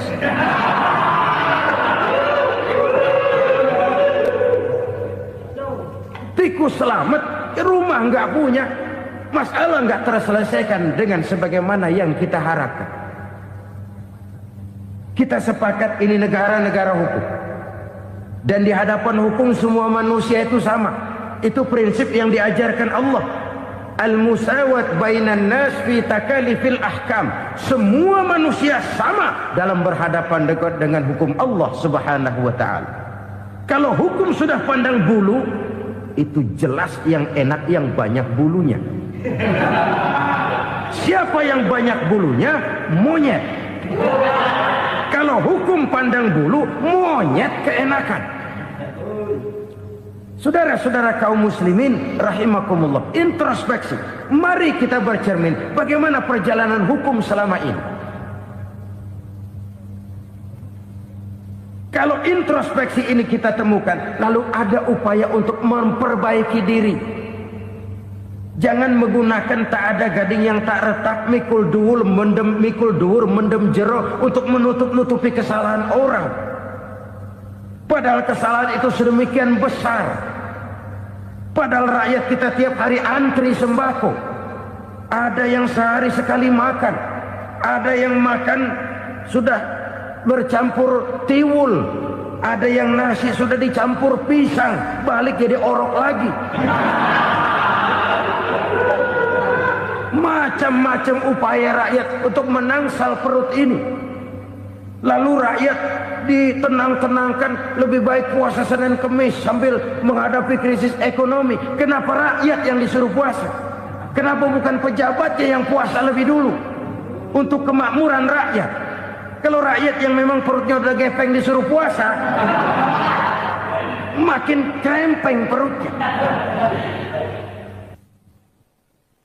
Artinya pejabat harus punya sense of politics.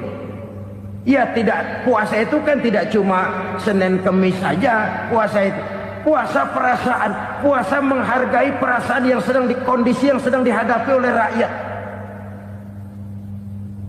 Bagaimana rakyat yang tengah antri sembako melihat pejabatnya lewat dengan mobil yang harganya sampai 1 miliar.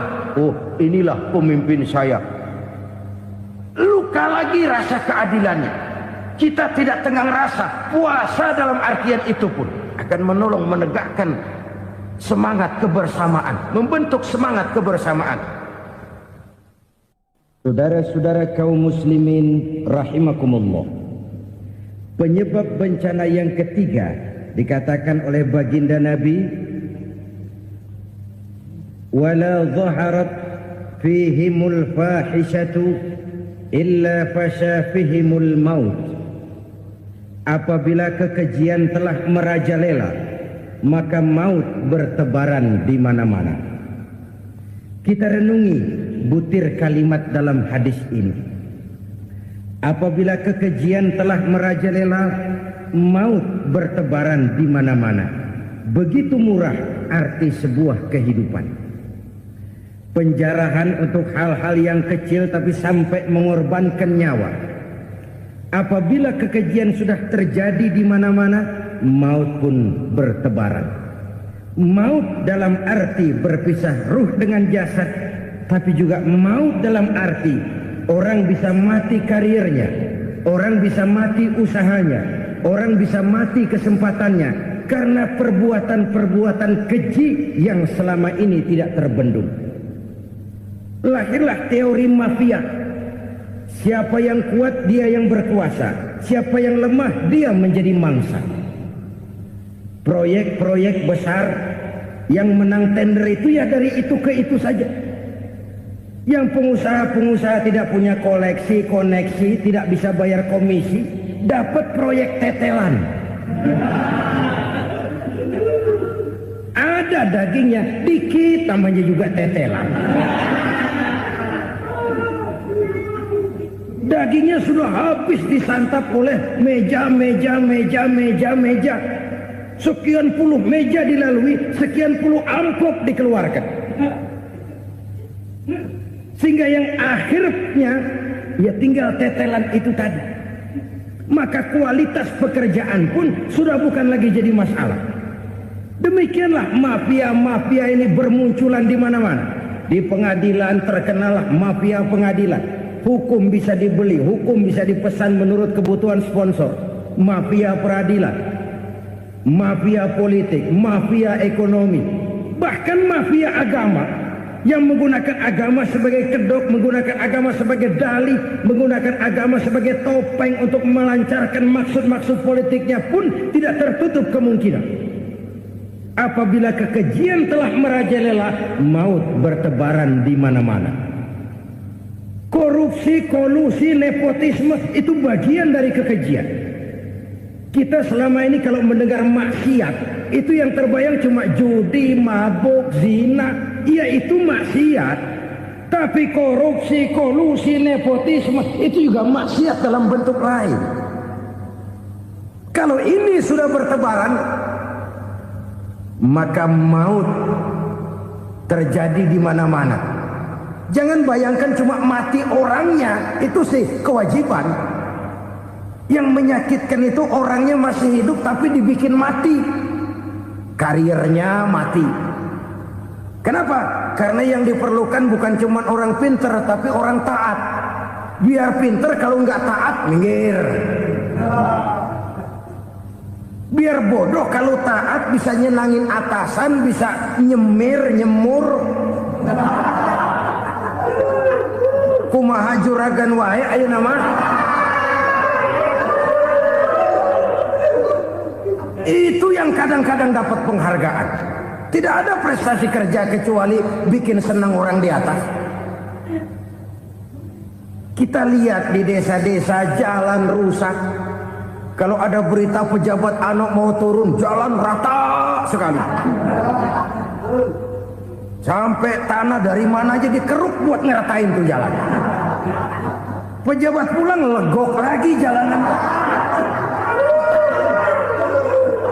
Katanya kita kerja buat rakyat, nyatanya kita cuma melayani atasnya.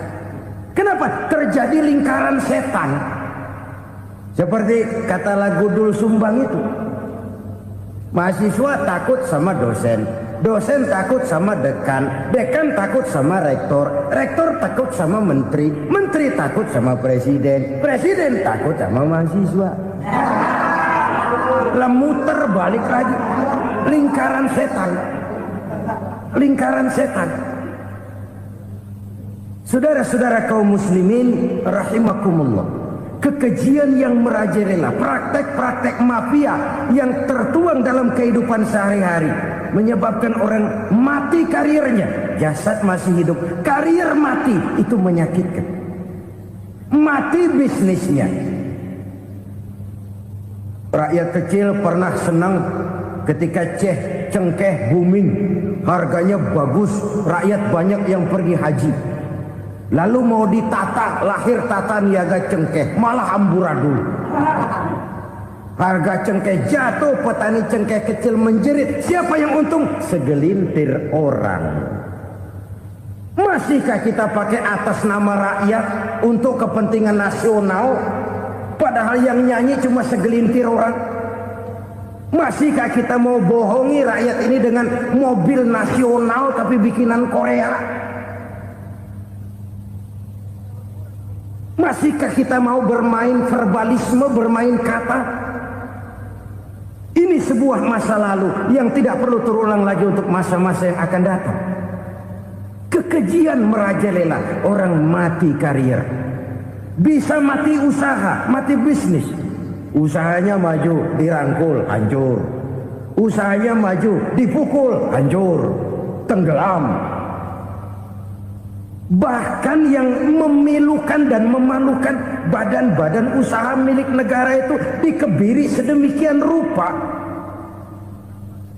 sehingga tidak menghasilkan hal-hal yang bermanfaat buat negara.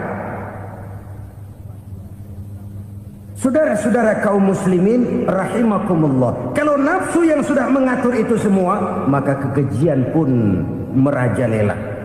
Orang sudah pakai teori mafia, yang kuat dia yang menang, yang kuat dia yang berkuasa, yang lemah silakan minggir di sudut-sudut kehidupan. Kalau kekejian seperti ini merajalela, maut bertebaran di mana-mana. Banyak orang mati kariernya, banyak orang mati usahanya, banyak orang mati imajinasinya. Sekarang ini dalam dunia seni, yang banyak karyawan seni, bukan seniman. Seniman itu kan dilahirkan, lain seniman, lain karyawan seni. Sekarang yang banyak karyawan seni, bukan seniman. Mati karier, mati imajinasi, mati improvisasi, sehingga kehidupan persis sinetron. Sinetron itu yang kita lihat rumah mewah, yang kita lihat rumah bagus. Gak pernah kita lihat di sinetron kita ini rakyat antri sembako. Kita dijejali hal-hal yang indah, yang wah, yang membuat kita tenggelam dalam gaya hidup instan, tenggelam dalam gaya hidup wah. Kita lupa dengan realitas keseharian di tengah-tengah masyarakat kita. Lahirlah kelompok-kelompok selebritis, dibesarkan oleh berbagai media. Selebritis pilek aja masuk koran, pilek.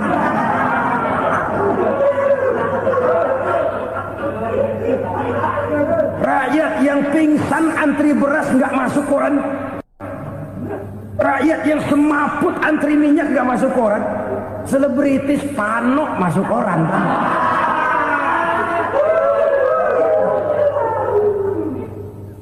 Kita besarkan hal-hal kecil, kita kecilkan hal-hal besar.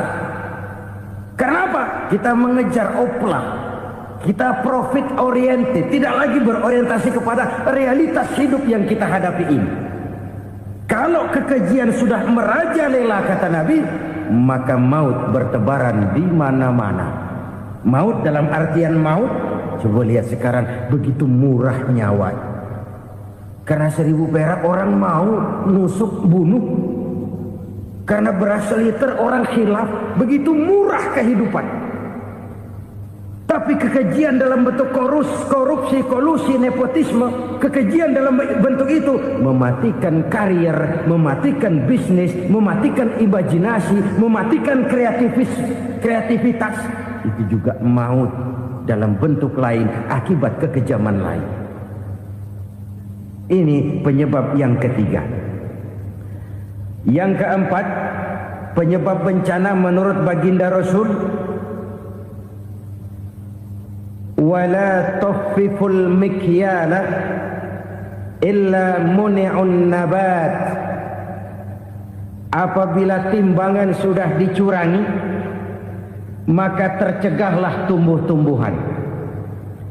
Apabila timbangan sudah mulai curang, maka terjadilah musim paceklik.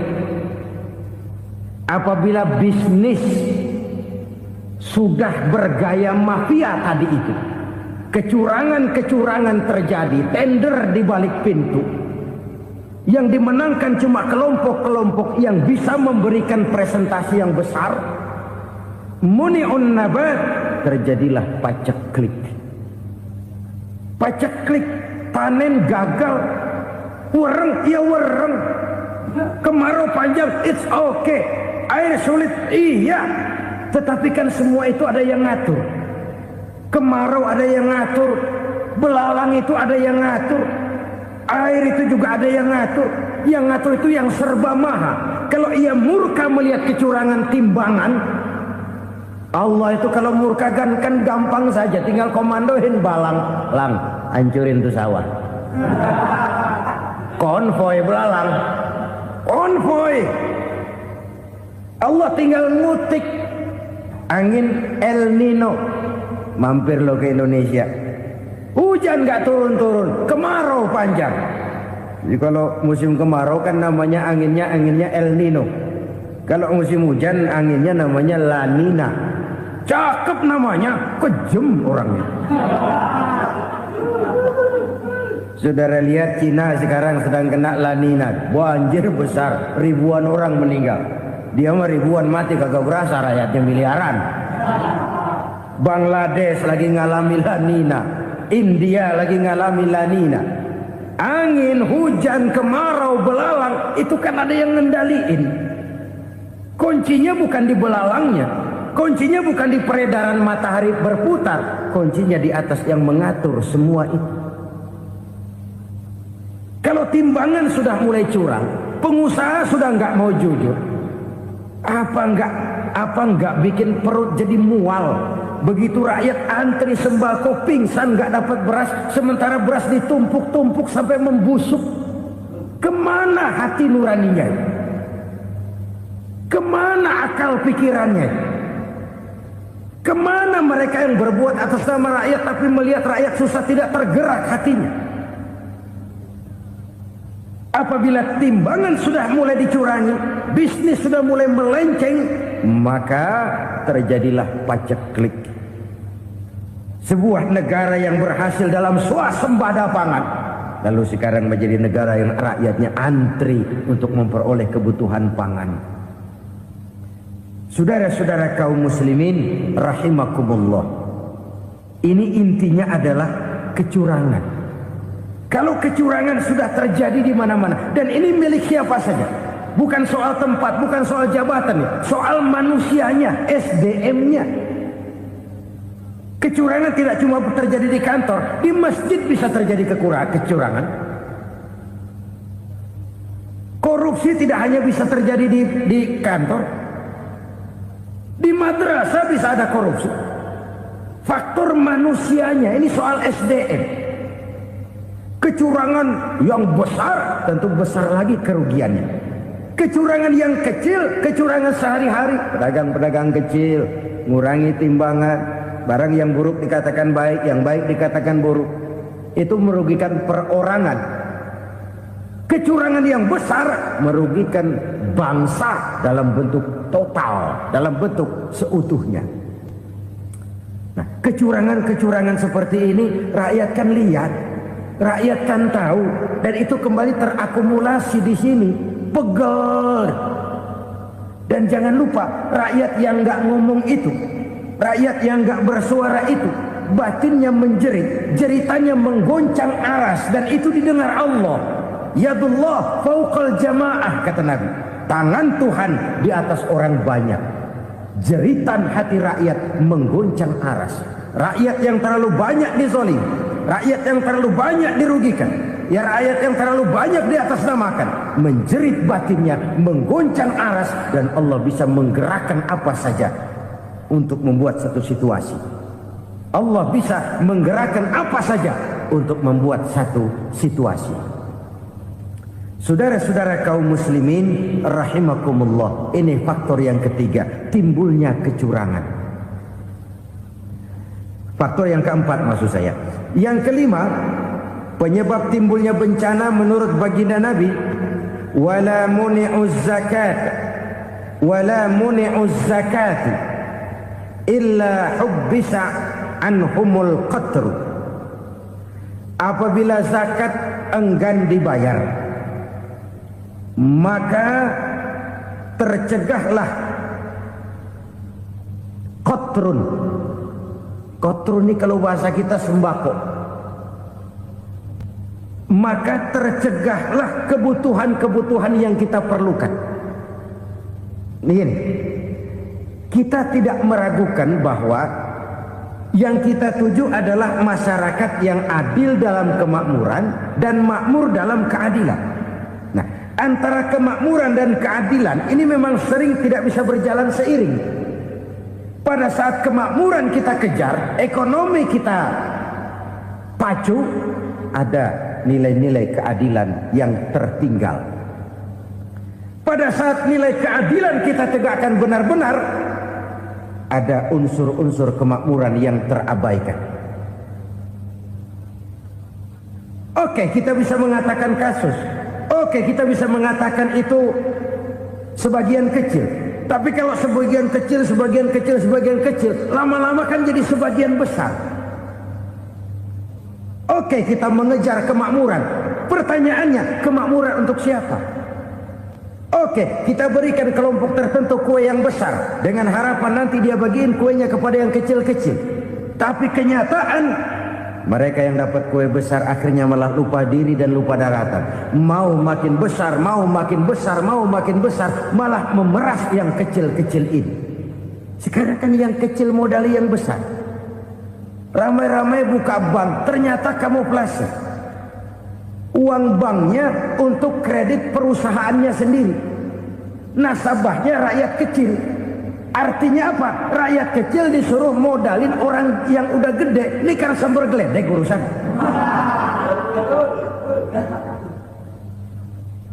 Ini kan permainan apa lagi? Rakyat kecil suruh modali yang gede.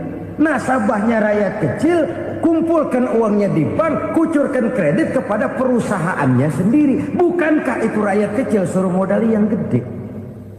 Sudah begitu kejamkah kita untuk meraih keuntungan dengan mengorbankan orang kecil ini?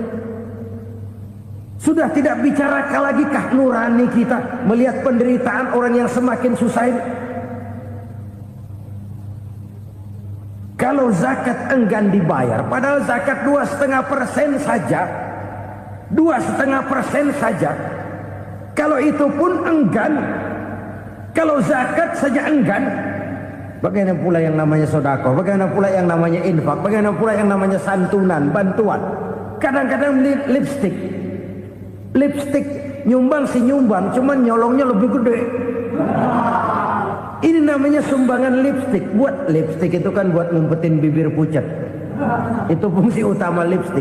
Buat ngumpetin korupsinya, nyumbang kegiatan-kegiatan sosial. Tapi yang dia korup lebih gede dari yang dia sumbangin.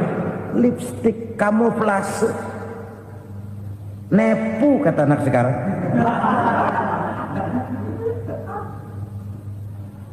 Saudara-saudara kaum muslimin rahimakumullah. Demikian berat kewajiban zakat ini sampai di zaman Sayyidina Abu Bakar pernah keluar komando perangi orang yang enggan membayar zakat. Perangi. Karena fungsi zakat adalah menjembatani antara si kaya dengan si miskin. Bahwa ada kemiskinan itu Qur'ani. Allah menyatakan, aku melebihkan rezeki sebagian kamu dari yang lain. Ini kan kesenjangan. Allah melebihkan rezeki sebagian kamu dari yang lain. Ada itu. Tetapi itu berjalan secara nature. Nah, kalau direkayasa, yang kaya semakin kaya, yang miskin semakin terpuruk, yang sudah besar dapat proyek besar, yang kecil dapat tetelan. Ini kan rekayasa namanya. Kesenjangan yang direkayasa ini yang kita harus kikis. Nah, fungsi zakat menjembatani dari sisi sosial. Dari sisi pribadi, Nabi berpesan, zakku amwalakum biz zakat. Bersihkan hartamu dengan zakat. Sekarang ada istilah nyuci uang. Uang hasil korupsi itu bisa dicuci, dijadikan uang bersih. Bukan pakai rinso, bukan. Pakai politiknya koruptor, diolah sedemikian rupa sehingga jadi uang resmi. Sudah memutik, itu termasuk yang disebut kejahatan kerah putih, white collar crime, kejahatan kerah putih, kejahatan pakai dasi, kejahatan kelas kakap. Makanya orang mendingan goblok kagak bener daripada pinter kagak bener. Goblok kagak bener itu gampang ngurusinnya, pinter kagak bener ini yang berabe bener ngurusinnya.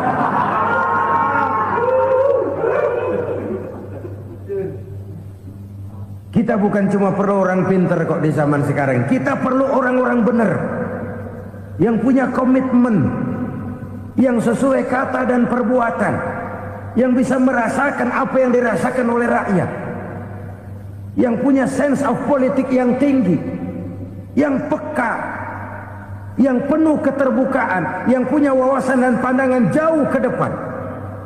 Dari sisi pribadi, zakat itu membersihkan harta kita. Ya, dia tercampur dengan yang subuhat, dia bahkan mungkin tercampur dengan sedikit-sedikit yang haram. Itu zakku amwalakum bizzakat. Bersihkan hartamu dengan zakat itu. Pada sisi sosial ia menjembatani, pada sisi pribadi ia membersihkan harta kita. Karena itu kalau kita minta berdoa minta rezeki, syarat rezeki itu halalan thayyiban wasi'an. Nggak pernah kurang dari 3 itu. Halal, bagus, banyak. Halal, bagus, tapi sedikit, susah ngaturnya. Halal, banyak, tapi kurang bagus, buat apaan? Bagus, banyak, tapi haram, enggak ada artinya. Sebab kata Imamul Ghazali, kalau kau terlalu suka memakan makanan yang haram, dikunyah masuk ke dalam perut besar, digiling oleh perut besar, menghasilkan energi, menggerakkan sel-sel pembuluh saraf, kau juga akan cenderung berpikir yang haram. Kalau sudah cenderung berpikir yang haram, perbuatan pun akan mengarah kepada perbuatan-perbuatan yang haram. Dulu waktu kelompok Jimbaran 200 konglomerat Indonesia kumpul dihimbau supaya sekian persen kasih pengusaha-pengusaha lemah. Itu kan cuma sekedar belas kasihan, tidak banyak menolong keadaan. Dan bukan itu yang diperlukan pengusaha-pengusaha kecil. Yang diperlukan adalah berikan kami kesempatan seperti mereka dapat kesempatan. Berikan kami peluang seperti mereka juga dikasih peluang. Kalau cuma dikasih 100 juta, 200 juta hari ini, usaha kami nggak ada prospeknya, peluang kagak ada, kan sama juga bohong. Diceburin ke kali, disuruh berenang, tangan diikat, mendingan mampusin ketahuan. Ayo berenang, berlomba, tangan diikat, kaki diikat. Sama saja nyuruh mati. Jadi jangan kasih ikannya, kasih kailnya. Yang diperlukan pengusaha kecil menengah ke bawah itu bukan cuma sekedar belas kasih dari konglomerat-konglomerat besar. Berikan kami peluang seperti mereka juga dapat peluang. Berikan kami kesempatan seperti mereka dapat kesempatan. Berikan kami kredit dengan kemudahan seperti mereka juga kalau minta kredit begitu mudahnya. Menciptakan peluang dan kesempatan, pemerataan, bukan menciptakan manusia Indonesia dengan standar ekonomi yang sama. Semua rumahnya harus sama, semua punya mobil. Itu sih kebersamaan bebek. Bebek, coba lihat bebek, satu ngalor semua, satu ngidul semua. Kebersamaan bukan itu. Kebersamaan adalah menciptakan peluang. Kalau yang kaya bisa semakin kaya, kenapa yang miskin tidak bisa ikut naik jadi sedikit kaya? Kalau pengusaha yang sudah kuat bisa bertambah menjadi kuat dengan proyek mega proyek, kenapa yang menengah tidak bisa ikut menjadi kuat? Dan kenapa kekejian itu merajalela? Kita dengar lewat berita-berita PLN tekor, PLN utang. Kenapa? dia beli listrik dari swasta yang belinya lebih mahal daripada penjualannya. Artinya dia beli itu listrik dari perusahaan listrik swasta, dia jual kepada rakyat lagi. Harga jualnya lebih murah daripada dia beli kepada swasta. Kenapa? Ada tekanan lagi tuh. Biasa siklus lagi. Hukum Boyle. Atas neken, paling bawah gepeng. Ya kita nih rakyat kecil, emang nasibnya gepeng-gepeng terus. Saudara-saudara kaum muslimin rahimakumullah, dari 5 penyebab bencana ini kita ambil kesimpulan untuk sebuah renungan dan introspeksi kita bersama. Pertama, mengingkari janji, padahal janji itu yang lebih tinggi nilainya adalah di hadapan Allah Subhanahu wa ta'ala. Baik wakil-wakil rakyat di parlemen maupun pemimpin-pemimpin rakyat di dalam kabinet, apabila memangku suatu jabatan, selalu mereka mengawali dengan sumpah, dan sumpah itu dimulai dengan demi Allah. Sadarkah kita pada saat itu kita ucapkan bahwa kita sudah mempertaruhkan Allah untuk jabatan yang kita pegang? Kita sudah mempertaruhkan nama Allah untuk posisi yang dipercayakan kepada kita. Sadarkah kita bahwa menyia-nyiakan itu satu dosa yang sangat besar, yang tidak hanya kepada Allah tetapi juga kepada rakyat yang kita wakili, kepada rakyat yang kita pimpin.